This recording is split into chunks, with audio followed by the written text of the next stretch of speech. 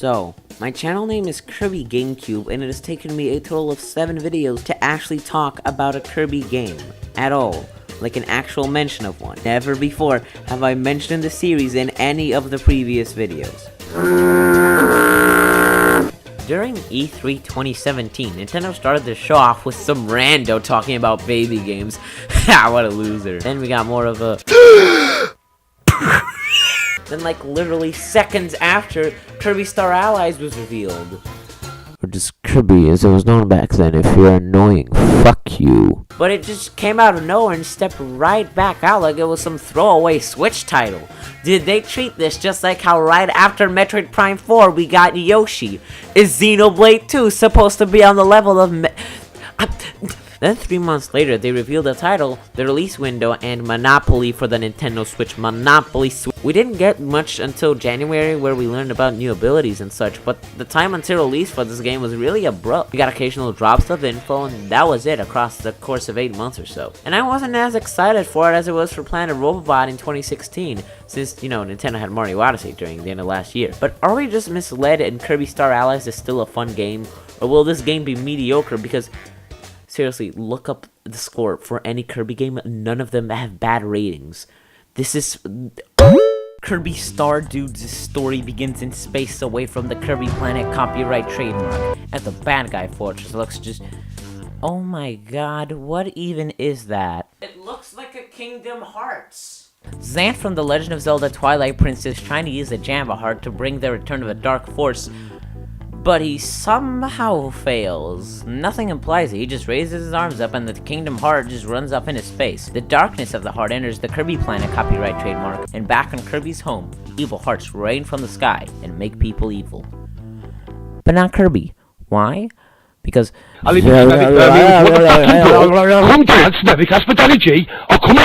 As Kirby moves through his adventure, he finds out people are now evil because of energy from the Crystal Coconut. Then another bad guy fortress crashes into Dreamland. Inside, Kirby meets the 3 bitches.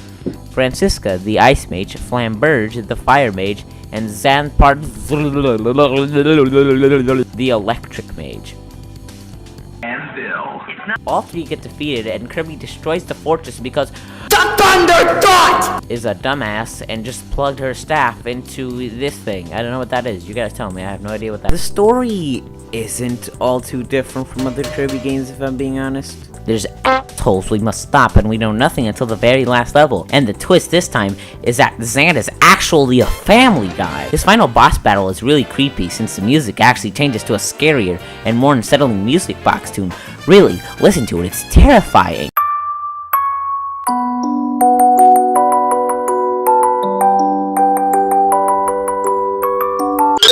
In stark contrast to the ending bit, Kirby Star Allies is one of the most colorful, cheerful games I've played in my entire life. Each level gives you these 2.5D environments with some really cool set designs in the background and the foreground. The world of Kirby is one that can go from...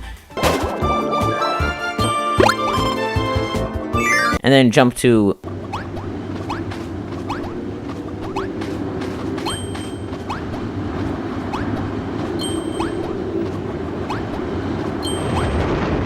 and this is shown in all aspects of presentation. The flying fortress had really abstract and bizarre backgrounds that show a way more desolate landscape, while Dreamland has a brighter tone. The music is reflected in this aspect as well. Kirby games are known for having good music, and this is no different either. The first level gets you in the mood for adventure. The boss music intimidates you for a battle.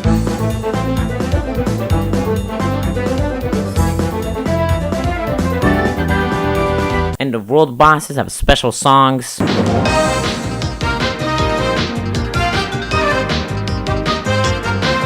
got your beach level, snow level, lava level, fighting Meta Knight, fighting Lesbian, Donkey Kong Jungle Beat. Emo music, your Punjabi music, your country music. Yeah, I want one. And if you keep up with my channel, you know the kinds of games I talk about. The Marios, the Sonics. Is that really all I've done? Damn. But now we're in Kirby. Kirby levels are structured as quick 3 to 5 minute levels with invisible checkpoints. There are hidden puzzle rooms you can enter that require use of newfound abilities or skills that have to do with the gimmick of the game or level. Kirby's a platformer also centered on Smash Bros. Like combat, since it has special inputs the player can enter with the abilities to perform different moves. Mini bosses also show up on occasion, but they don't serve much of a purpose and are more there so you can have more things to fight against with your abilities. I mentioned earlier how Kirby game will have less levels than your average 2D Mario game, and this stands very true here. Variety is seen far and wide through Kirby levels, and they somehow always give you some new stage gimmick, ability, or transformation to mess around with.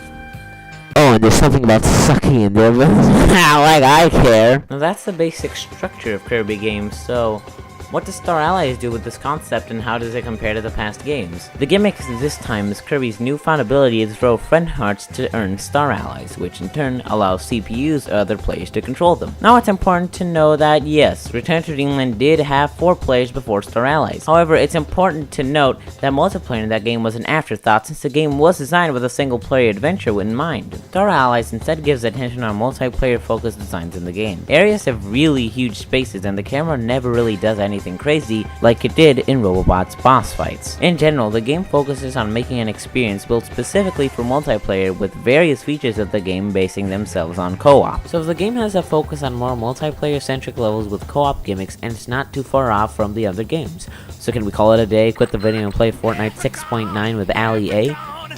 No. There are problems in Star Allies' design that cause many issues in the game, in particular the difficulty. Now of course, if you were to look at this character in gaming, you pretty much know his games are not hard.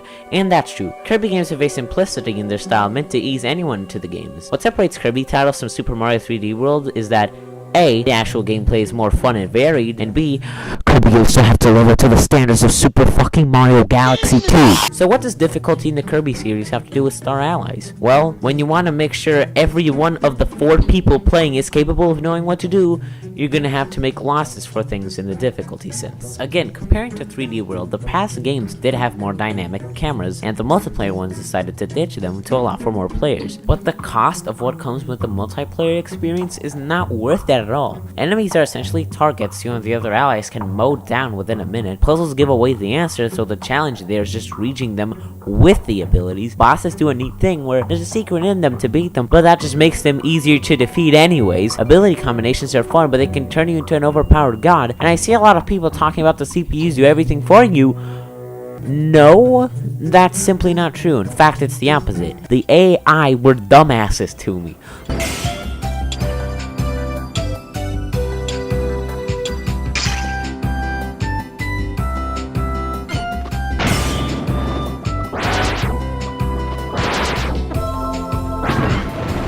Look, I understand the idea that a multiplayer game shouldn't be single player focused, but look at Super Smash Bros.'s story mode. That not only provided us with fun cutscenes, but it was a very solid single player mode and an incentive for the rest of the experience for you to unlock stages and other characters for multiplayer. What I'm saying here is that instead of just making a game playable for one guy, the game should have alternatives for multiplayer in some way. Or maybe it's the other way around.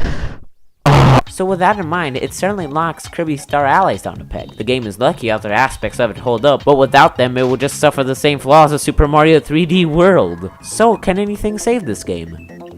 Yeah, sure, why not? While not entirely single player modes, after beating the main game, 2 new modes are unlocked, Guest Star and the Ultimate Choice. And these 2 modes are the only reason this game is not shorter than the Donkey Kong Barrel Blast Flash game.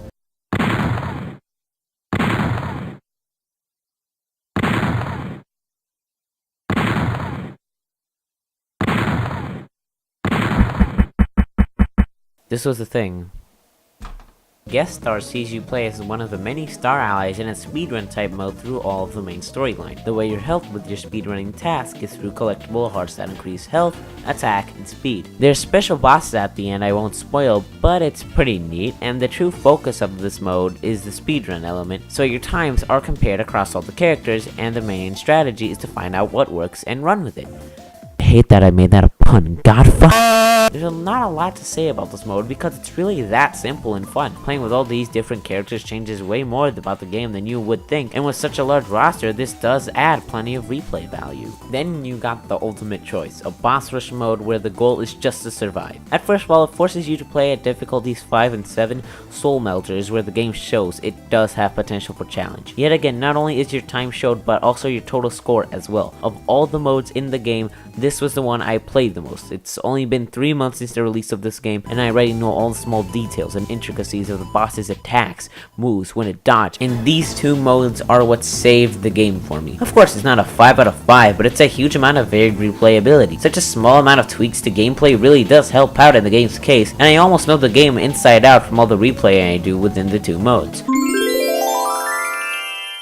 And that is Kirby Star Allies. Again, I don't know if this was just because I went into it with barely any expectation or not, but even if I was, this is just one Kirby game, so I don't expect Metal Gear Solid 3 levels of improvement from it. But I do expect a fun, solid experience that can keep me hooked for a good amount of time, and after clocking in a total of 35 hours, I can easily say this game delivers. Kirby Star Allies gets a 4 out of 5.